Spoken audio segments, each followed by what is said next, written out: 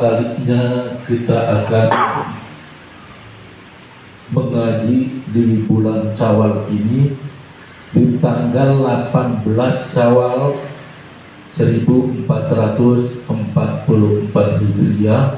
Alhamdulillah kita semua hadir dalam keadaan sehat walafiat, segar-segar semua, bahkan kelihatan gemuk-gemuk ya. Habis di bulan Ramadan, kita semuanya sebenarnya setelah Ramadan itu kita dalam keadaan kondisi lapar, tetapi aneh pada saat sekarang ini malah makin gemuk kita, makin senang dan makin bahagia. Ya, itu yang kita inginkan. Kemudian mengenai belajar mengaji ini, enggak usah khawatir bapak-bapak sekalian, kita enggak dapat rezeki, karena ada di kitab namanya Minhajus Sawi min Tariqi Bani Alawi yang dikarang oleh Habib Zaid bin Ibrahim bin Jumair ya. Itu dikatakan demikian, hafadhumul ghuyub. Apa itu hafadhumul ghuyub? Hafadhumul ghuyub itu kalau orang lagi belajar begini ya, itu ada yang namanya awan-awan putih di setiap kepalanya ya. Di setiap kepala yang lagi belajar ini ada awan putihnya, kata Habib Zaid bin Ibrahim bin Jumair. Kenapa? Karena pada saat itu berdasarkan hadis Nabi Shallallahu Alaihi Wasallam, hadis ini sahih ya. Apa tuhumul ghuyub itu maksudnya adalah apa tuhumul malaikat, dinaungin malaikat. Nah, makanya nanti pulang temuin istri, cium pipinya, temuin anak, cium pipinya. Insya Allah yang tadi itu ada apa tuh? Ada awan, yang awan keberkahan tadi nempel di anak dan di istri kita. Itu kata Habib Zaid menafsirkan hadis Rasulullah Shallallahu Alaihi Wasallam. Jadi nggak usah khawatir kita nggak dapat rezeki, karena apa? Di sini dibilang ya, wa ghashiyatuhumur rahmah, malaikat itu akan mengirimkan rahmat dari Allah, kasih sayang Allah kepada kita. Kalau kita transfer, datang ke rumah, dia cium tangan kita, istri kita cium tangan nggak? Cium tangan, alhamdulillah. Ya, itu budaya Islam. Ya. Kalau mentos-tosan bukan, ya. Mentos-tosan itu bukan budaya Islam. Tapi kalau dicium tangan, ini suaminya dicium tangan, berarti dia lagi transfer. Ya, kita nggak penting di majelis ini, gitu ya. Kemudian yang kedua apa? Wa nazalat alaihi musakinah. Maka cium pipi istri kita tarik pulang, cium aja. Apa? Sebab lagi transfer as-sakinah. Sakinah itu apa? Nah, ketenangan. Atau kalau perlu kita peluk, biar transfer ketenangannya itu ada. Kalau mau diterusin lebih baik lagi. Ya, kalau mau diterusin lebih baik lagi. Tapi itu transfer sakinahnya ada. Karena apa? Udah dijamin oleh Nabi Shallallahu Alaihi Wasallam bahwa kita akan mendapatkan rahmat, kita juga akan mendapatkan sakinah, ketenangan. Jadi kalau orang ngaji enggak ada susahnya. Yang susah yang mikirin dunia. Setiap hari mikirin dunia, enggak ada habis-habisnya. Ya, berapa miliar yang mau dikeluarin, dipusing sendiri. Pusing puyeng, duitnya kagak ada, miliaran dikeluarin. Kan kadang-kadang hedor juga saya. Duit kagak ada, cuma tulisan dong miliar-miliar. Ditransfer kemana? kita yang pusing tuh orang sekarang, ya kan?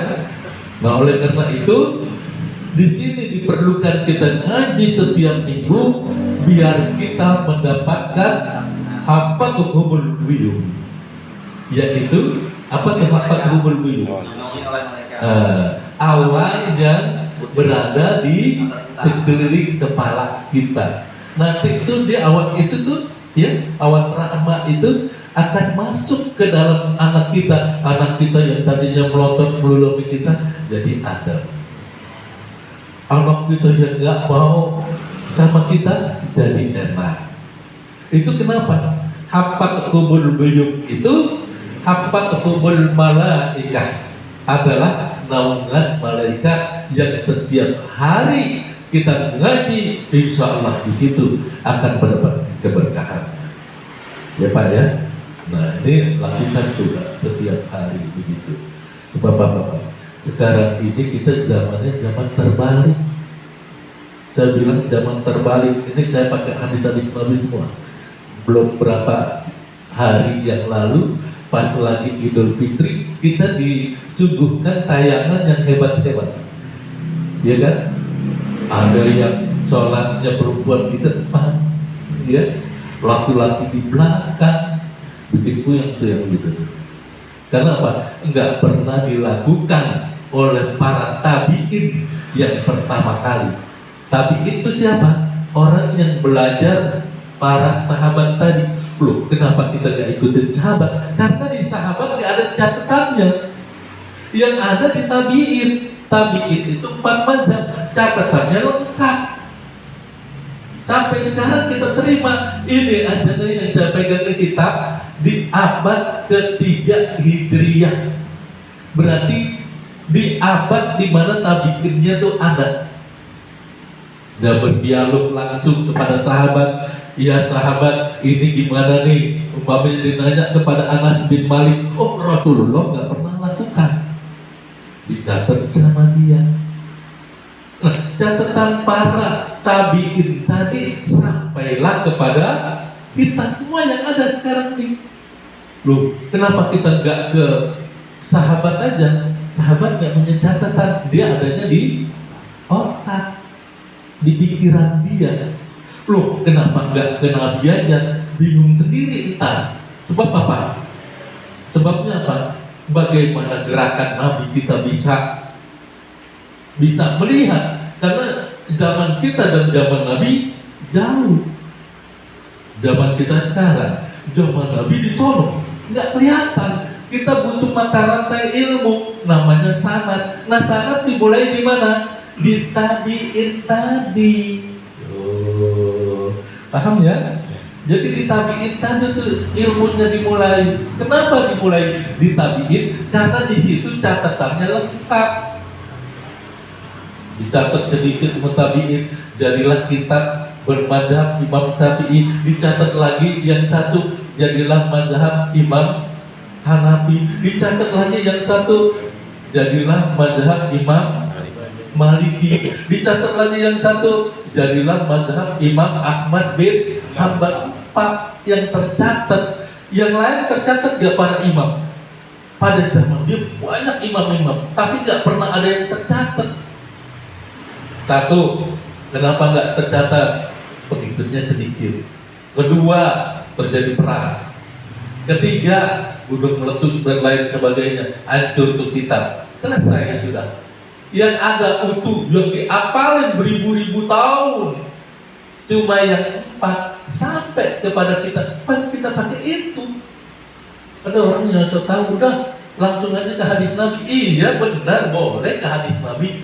Tetapi ketika kita ke hadis Nabi tersebut, yang jadi bingung menerjemahkan hadis Nabi itu pada orientasi sekarang. Nah, kita butuh catatan dari para ulama tabi'in. Harus tahu tuh begitu. Jangan udah kita langsung aja ke Nabi. Betul, boleh, nggak apa-apa. Tapi kita harus punya catatan. Maksud dari hadis tadi itu apaan? Catatannya di mana? Di ulama tabi'in. Nih contoh di sini. Ya saya ambil nih. Yang lagi populer sekarang nih, ya. Contohnya, al-jum'atu hakun wajibun ala kulli muslimin. Jumat itu haknya, kewajiban atas muslim laki-laki. Titik. Berarti muslim laki-laki perempuan lagi. Perempuan lagi. Laki dong. Ya, muslim itu laki. Perempuan wajib juga. Tidak. Di sini ditulisin lagi. Ya. Jamaatin yang secara berjamaah. Illa kecuali 4. Arba'atan. Yang pertama abdun mamluk, enggak wajib sholat Jumat. Hamba sahaya, karena dia bukan orang yang bebas. Yang kedua siapa? Imro'atun, perempuan, enggak wajib sholat Jumat. Kalau enggak wajib sholat Jumat, sholatnya di mana? Di rumah. Jadi itu Jumat tuh khusus untuk laki-laki. Kalau ada yang khotib di Jumat, keder. Gitu ya. Kalau ada yang khotib di hari Jumat, perempuan, berarti dia keder. Penerjemahnya ada di mana? Nih, di kitab para ulama abad ketiga Hijriyah, berarti tabi'in. Tuh ya. Yang ketiga siapa? Sobiyun. Sobiyun itu anak kecil, nggak wajib dia sholat Jumat, apalagi khotib. Sholat Jumatnya juga wajib, perempuan. Sholat Jumatnya juga wajib, gimana khotibnya? Kan begitu ya. Kemudian al-maridun, atau orang yang sakit. Sakit nggak wajib, kalau udah kelonggar jangan dah. Ya, kalau meninggal sana repot lagi, kan begitu. Jadi maridun itu tidak wajib untuk sholat Jumat. Itu saja sudah kelihatan catatannya. Pengen dibuat versinya yang baru. Perempuan boleh khotib, gimana urusannya? Kemudian itu kan kalau umpamanya boleh dong sunat. Nah, Jumat itu, kalau itu mengikuti perbuatan Jumat. Kalau perbuatan Jumat itu tidak ada yang perempuan naik mimbar. Jadi sepakat ulama yang 4. Tidak kewajiban seorang perempuan jadi khatib Jumat. Nah, bukan khatib Jumatnya aja, sholat Jumatnya itu tidak wajib, gitu ya. Nah, saya begini, saya akan cerita nih, ada hadis Nabi juga nih. Hadis Nabi, di mana hadis Nabi itu bilang begini, nanti ini akan ada zaman itu fitnah bertubi-tubi menimpa umat Islam. Pertama fitnahnya apa? Yaitu orang yang baik difitnah jadi buruk. Orang yang amanah difitnah menjadi khianat. Orang khianat, pembohong, difitnah menjadi orang yang baik. Jadi diputar balik. Nah, pada saat putar balik begitu, yang baik jadi buruk, yang buruk jadi baik, muncullah di situ dikatakan wayantiku fiha ruwai bidoh. Manusia ruwai bidoh. Sahabat nanya, ya Rasulullah, ruwai bidoh itu siapa? Ruwai bidoh itu siapa ya Rasulullah? Ruwai bidoh itu adalah orang bodoh yang berfatwa. Hadis ini hadis sahih. Orang bodoh yang berfatwa dan didengerin oleh seluruh manusia, udah begitu diikutin lagi. Ada nggak zaman sekarang? Kalau udah ada begitu, berarti dekat udah zaman-zaman akhir zaman. Tinggal satu muncul lagi, benar-benar dajjal. Dajjal asli belum muncul, tapi semua apa yang terjadi di hadis-hadis Nabi sudah mau bermunculan semua. Saya ngeri, kita ketemu Dajjal atau tidak? Ngeri. Sebab Dajjal itu gimana? Dajjal itu mengasih sesuatu yang buruk, ya, hakikatnya surga. Mengasih sesuatu yang jannah, yang surga, hakikatnya neraka. Orang ditendang, saya tendang kamu ke api neraka, hakikatnya ke surga. Ditendang, saya berikan kau ini surga, kesenangan-kesenangan, hakikatnya neraka. Nanti akan terjadi tuh huru hara di situ. Mudah-mudahan kita nggak ngalamin. Ya, sebab kalau kita ngalamin repot. Repotnya kenapa? Kita melindungi keluarga kita. Dajjal itu Masihud Dajjal. Salah satunya lagi nanti para ulama ya dikosongin sama Tuhan. Maka alhamdulillah walaupun sedikit begini ya, saya bersyukur karena apa? Masih ada orang yang mau ngaji. Bisa dihitung dari Jakarta ujung Bekasi, ya, ujung Bekasi sampai dengan Jakarta ujung Depok. Itu yang ngaji benar-benar begini cuma sedikit, semuanya pura-pura. Kalau udah naik mimbar, ya, Ustadz naik mimbar, langsung yang dituju adalah ketawa-ketawa doang.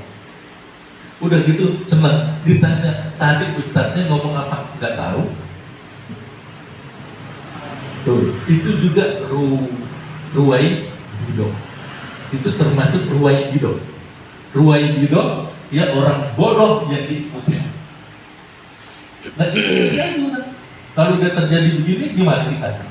Kitanya tinggal mau memperhitungkan diri kita, tapi pada saat sekarang ini nafsunya lebih tinggi dibandingkan dengan imannya. Percayalah, nafsu kita lebih tinggi sekarang dibandingkan dengan iman kita. Kenapa? Nafsu kita lebih tinggi dibandingkan iman kita. Akibatnya kita tidak bisa berbuat apa-apa untuk supaya bisa menjadi muslim yang baik. Contoh, kenapa saya berikan contoh lagi? Pekerjaan, tuntutan pekerjaan. Setiap hari kita kerja dari pagi sampai sore sampai malam, ketemu lagi pagi. Nggak cukup ibadah kita di situ. Untuk satu hari saja susah banget kita meluangkan waktu. Kenapa? Itulah nafsu kita. Sekiranya kita mampu melawan nafsu kita itu tadi, maka kita akan menjadi pemenangnya. Tapi itu tidak bisa kita lakukan. Karena apa? Setan lebih tinggi dibandingkan dengan akal kita sendiri. Setan lebih tinggi dibandingkan dengan akal kita dan keinginan kita. Nah itulah yang terjadi sekarang ini. Ya, makanya dibilang halaka ummati fi syai'aini. Ya kan? Celaka binasa umatku, kata Nabi, dua hal.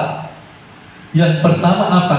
Tarkil ilmi, meninggalkan ilmu. Ilmunya itu ditinggalkan. Ilmu apa? Taklim ditinggalkan. Udah gak peduli aja. Yang kedua, udah begitu wajam ilmali. Dan ilmali mengumpulin duit. Menghina ilmu tapi dia ngumpulin duit. Udah gak mau ngaji, kita suruh ngaji, dia gak mau, maka dikumpulin duit sebanyak-banyaknya. Apa yang menjadi landasan kita berpikir seperti itu? Karena kita sendiri pengen melawan nafsu kita, tapi gak mampu. Karena apa? Tuntutan rohani kita berada pada pihak yang sedikit sekali. Dan itu terjadi sekarang ini. Makanya jangan khawatir, kita cuma 15 menit ada di taklim ini, tapi perasaan lelahnya bukan main. Karena apa? Iblis lagi ngorek-ngorek mata kita. Tapi kalau udah keluar ngopi, melek lagi. Tuh, kalau tak percaya tuh. Ya. Jadi pas sudah keluar kita, insya Allah meleknya bukan main. Tapi kalau udah dari iblis nggak ada begitu. Itu ada iblisnya namanya, bukan iblis, setan. Setan ini kan ada tiga ya. Ada iblis, ada setan, ada jin. Bedanya di mana? Sama semua Pak. Beda. Jin, saya bilang jin. Jin itu ada dua, jin Islam dan jin akhir. Jin Islam, ya, ketuanya namanya, rajanya namanya Abdul Somad atau Abdul Ahad, ya. Kemudian jin kafir, ya, jin kafir namanya setan. Rajanya setan ini namanya iblis. Nah, iblis sebelum jadi iblis, dinamain iblis, itu pertama kalinya memimpin malaikat namanya Azazil. Raja para malaikat itu namanya Azazil. Turun.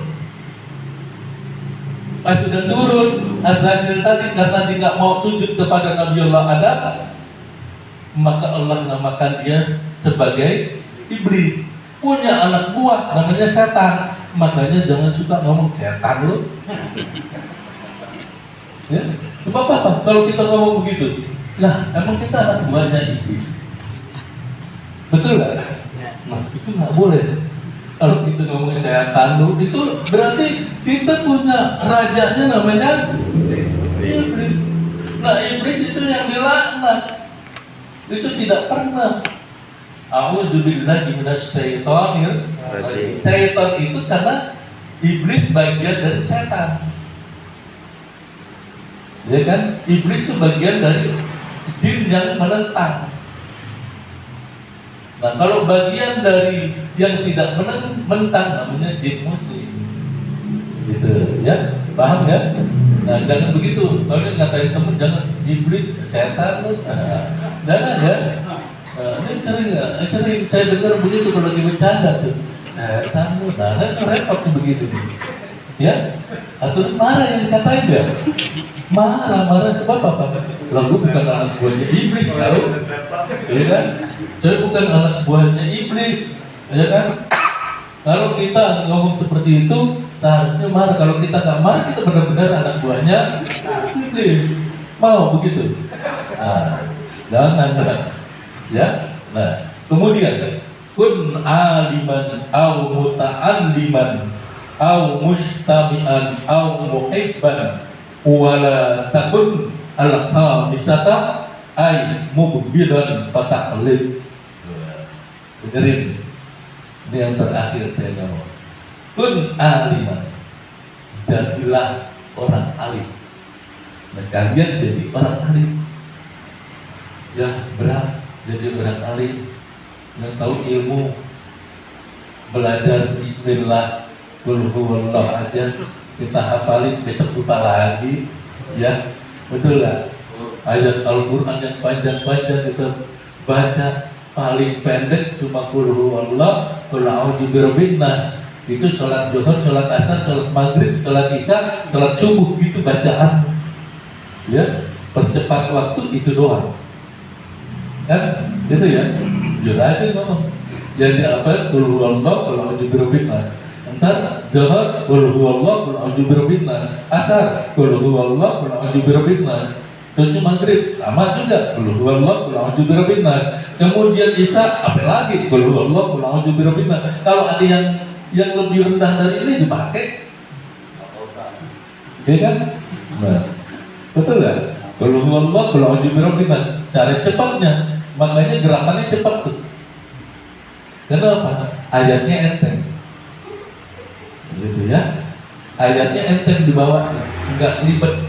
Ya, coba kalau baca sabbihi isma rabbikal a'la, nggak ribet tuh. Udah kacau melulu pikiran. Ya kan? Kun aliman, jadilah engkau orang alim. Nggak bisa jadi orang alim. Turunin dikit, ya. Namanya al-muta'alliman, atau engkau menjadi orang yang belajar dari orang alim tadi. Susah banget kalau belajarnya. Ya sudah, turunin lagi sedikit, turunin lagi tuh sedikit, satu lagi, satu angka. Mustamian, udah dengerin aja dah, dengerin, ya. Kalau nggak bisa jadi orang alim, ya aliman, nggak bisa jadi orang muta'alim yang belajar mustami'an, suruh dengerin, duduk di majelis gitu. Mustami'an itu dengerin aja lah, apaan sih yang diomongin tuh sama Ustaz, bodoh amat lah gitu ya. Yang penting kita dengerin, satu juga nempel, alhamdulillah. Mustami'an. Kemudian nggak bisa juga mustami'an, udah suruh duduk dengerin nggak bisa juga. Al-muhibban, atau orang yang cinta kepada ilmu, ya kan? Cinta kepada ilmu gimana nih? Mau kemana nih? Ini mau itu mau ngaji, lu punya duit ada nih, udah kita tambahin. Itu muhibban. Muhibban itu seperti itu. Orang yang cinta kepada ilmu, dibiayain ilmunya walaupun dia tidak ikut. Jangan sampai kita udah nggak mau aliman, udah nggak mau muta'aliman, nggak mau mustami'an, nggak mau muhibban. Jangan jadi yang kelima. Apaan tuh? Mubghidan fatahli. Mubghidan, benci banget sama orang yang punya ilmu. Orang yang lagi belajar dibenciin. Cara dibenci ini gimana? Cara dibenci ini gimana? Banyak caranya. Ntar kalau dia mau belajar dari disiramin airnya, itu gitu ya. Di masjid mana tahu gitu ya. Ada orang yang pengen ke masjid, pengen belajar, dicelakai. Nah itu namanya mubghidon, orang yang benci kepada orang yang belajar tadi. Jangan sampai kita begitu. Kalau kita sampai begitu, udah patah lip, binasa orang. Hadis ini diriwayatkan oleh 3 orang perawi hadis. Ya, yang pertama Ibnu Al-Bazar, yang kedua At-Tabrani, yang ketiga Al-Baihaqi. Semua kitabnya ada dalam kitab Sahih. Jadi kita boleh pakai itu. Oleh karena itu, saya mohon supaya yang hadir di sini walaupun sedikit ini cuma malam Rebu. Udah malam Rebu emang biasa datang, kosongin semua kegiatan.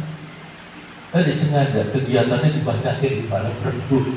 Itu juga mau begitu, ya. Udah tahu malam Rebu itu adalah kita pengen ngisi supaya kita jadi orang yang mustami'an paling enggak.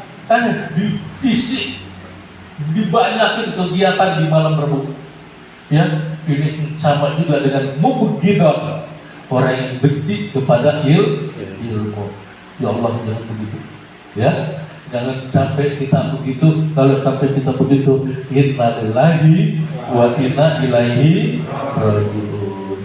Jadi kalau kata guru saya, bahkan ulama-ulama itu, jangan banyak alasan kalau kita pengen ngaji. Alasannya banyak banget.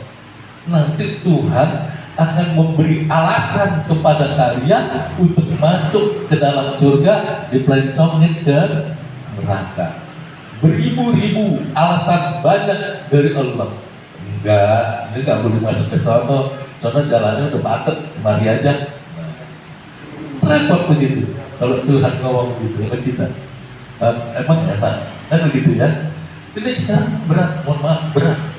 Tapi yang namanya berat ngaji itu karena kita masih punya nafsu. Kalau kita nggak punya nafsu, ya pada saat apa? Kata orang-orang kita nih akan ada kesadaran tinggi 100%, bukan lagi 50 kesadaran kita. Nanti akan ada 100% kesadaran kita, yaitu pada saat mau menjelang sakaratul maut. Itu kesadaran kita baru normal 100%, karena pada saat itu nafsu hilang seketika. Maka yang muncul adalah iman kita yang tinggi. Maka pada saat itu kesadaran iman tinggi, ya Allah, mudah-mudahan saya sehat walafiat, insya Allah saya akan bersedekah semua, ya.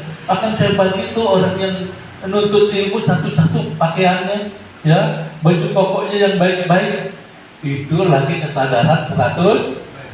Diberikan kesehatan, nafsunya tinggi, ntar dulu. Betul nggak? Nah, jadi gini, ada satu cerita. Kalau kita pengen bersedekah, jangan nunggu kita sakit. Ya, kalau kita pengen bersedekah, jangan nunggu kita sakit. Kalau pengen bertobat, jangan nunggu kita tua. Jadilah sekarang, biar mumpung masih muda, pengen tahu nanti itu kayak apa sih. Nah, gitu. Banyak-banyakin yang begitu. Nah, jangan ngomong begitu. Coba apa? Di pinggir rel banyak orang tua yang main geplek. Ya, apakah nunggu tua dulu? Kita nggak tahu besok kita seperti itu. Betul nggak? Kebetulan kita ditarik aja ke majelis biar kita jadi orang. Jangan nunggu kita tua dulu. Sebabnya apa? Udah ntar tua-tuaan sedikit dah biar ngaji. Belum tentu kesibukan tua kita, ya kan? Kita nggak bisa melangkah ke sana karena apa? Kita tahu bahwa kondisi kita tuh beda. Nah, tiba-tiba Allah berikan sesuatu yang berbeda dari diri kita, bukan lagi sesuatu yang muncul di permukaan, justru kitanya itu setiap hari main remi mulu. Apakah itu namanya tobat di hari tua? Tidak juga. Jangan ngomong begitu. Contoh mutlak di mana? Oh, banyak orang di maghrib, ya. Allahu Akbar. Nah, udah muncul tuh. Nah, tiba-tiba kita lihat ya, di pinggir perumpung. Cipinang, ya. Cipinang mana tuh? Salah nyebut Cipinang Solo. Cipinang. Kamu malah apa sih? Iya. Di Cipinang depan penjara, umum bermunculan. Bukan orang muda aja, orang tua pun ada. Apakah nunggu dulu begitu? Katanya biarlah tua-tua nanti kita tobat. Kagak bisa. Kalau kondisi kita dibalikin, ya bukan dibalik bulu, tapi di aladin. Wahai yang memutar balikan hati, tetapkanlah hati saya dalam keadaan iman. Kalau nggak ditetapkan dalam keadaan iman, seperti orang tua tadi, gimana? Jadi kalau kita punya perkataan, ya jangan kita simak secara dalam. Tuduh tua-tua, besok juga masih ada hari Jumat, betul. Tapi nggak ada jaminan besok kita akan ketemu Jumat. Besok juga ada Ramadan, biarinlah. Sekarang kita kalah, habis gimana kita pulang kampung? Belum tentu besok kita ketemu Ramadan. Begitu ya. Baik, itu aja ya. Udah jam 9, matanya juga udah pada kuning semua. Ya, biar kita mustami'an saja. Mustami'an saja. Mustami'an itu apa artinya? Kita dengerin, ya. Kita dengerin dengan yang baik-baik, yang penuh dengan gairah. Enggak kita deh sekarang, insya Allah besok kan gitu ya. Insya Allah kita menjadi lama-lama paham. Ini sekarang saya kasih tahu banyak orang nyeleneh. Itu kayak Al-Zaitun tuh ya, nyeleneh nih. Pendapatnya mana ada cuma mazhab Soekarno kan gitu ya. Nggak pernah ada. Saya nggak pernah tuh. Ya, karena apa? Kita kan punya mazhab karena apa? Karena kedekatannya dengan zaman Nabi. Lah Soekarno di zaman kita. Gimana bisa punya mazhab seperti itu? Ini orang keliru. Ya, keliru yang seperti ini nih ya Allah, yang membuat orang bisa masuk ke neraka. Gitu ya. Jangan diikutin walaupun di keren pakaiannya, pakai nasi semua, ya kan? Nah kemarin yang lebih parah apa? Salamnya diganti dengan salam Yahudi, salamon. Kan gila, itu salam Yahudi, salamon. Bukan assalamualaikum warahmatullahi, itu salam yang diajarkan Nabi, langsung ada hadisnya. Masa dirubah? Kita sekarang nih moderat sedikit, jangan pakai salam yang begitu, udah basi gitu lah.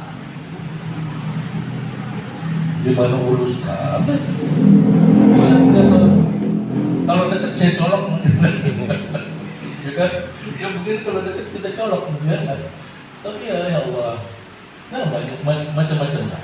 Kalau kita lihat viral, nah yang jadi kasihan apa orang yang baru memahami tentang Islam. Oh boleh ya, salam kepada salam seperti salam orang Yahudi, nggak boleh. Ya kan ada mentasab bahwa kaumin bahwa siapa yang mengikuti menyontek kebudayaan orang lain seperti kebudayaan Yahudi, maka kita itu termasuk umat Yahudi. Itu aja. Gitu ya. Tolong ya. Nanti kenapa kok saya ngomong begini? Karena kita butuh guru mursyid. Apa tuh guru mursyid? Guru yang membimbing kita kepada petunjuk. Ditunjukin, salah, ini yang benar begini. Dia ada referensinya begini. Dulu sahabat Nabi begini. Itu kan benar. Nah, yang tadi saya share tuh, ya, ya kan, rajulun, ya kan, rijalun, wa nahnu rijalun. Dia salah gitu. Itu bukan perkataan Imam Al-Ghazali, tapi perkataan Imam Abu Hanifah. Imam Abu Hanifah itu ngomong gini, ya, satu ketika dia lagi berdebat gitu, berdebat kok viral hampir Baghdad itu penuh. Kata Imam Abu Hanifah, rijal, wa nahnu rijal. Dalam pengertian di zaman itu tidak ada bedanya, semuanya sama. Kecerdasannya sama. Dia cerdas, saya juga cerdas. Dia penghafal Al-Quran, saya juga penghafal Al-Quran. Jadi yang ditelik adalah masalah level apa? Sepupu intelektualitas. Bukan masalah dia punya anak, dia nggak punya anak, ya. Imam Ghazali katanya nggak punya anak, berani berkata bahwa dia adalah kami adalah laki-laki, dia pun laki-laki, dia laki-laki, kami pun laki-laki. Bukan.